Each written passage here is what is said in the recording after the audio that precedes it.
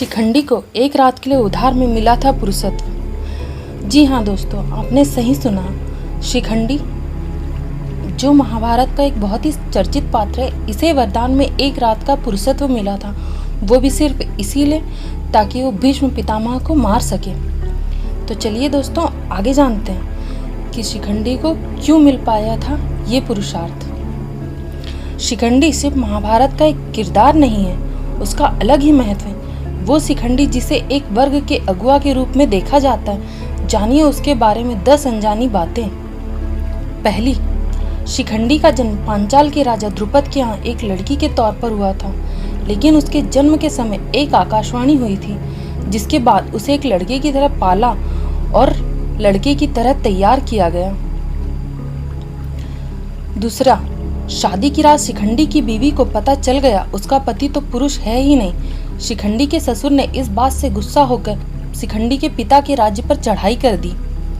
तीसरा, शिखंडी डर के मारे जंगल भाग गया, जहां शिखंडी को स्थुना नाम के यक्ष ने अपना पुरुषत्व एक रात के लिए उधार दिया था।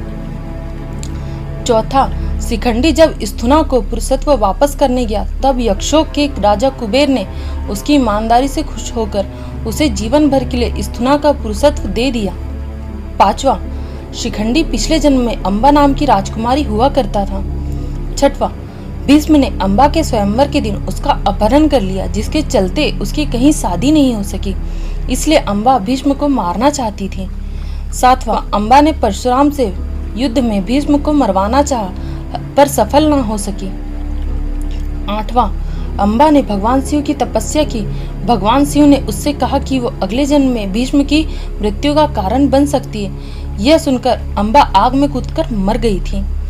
9वां, कार्तिकेय ने अम्बा को एक माला दी थी, जिसे पहनने वाला भीष्म को मार सकता था। अम्बा वह माला पांचाल के राजा द्रुपद के महल में फेंक आई थी। दूसरे जन्म में द्रुपद के बेटे शिखंडी ने वह माला पहन ली और ये तय हो गया कि शिखंडी के कारण भीष्म की मौत होगी।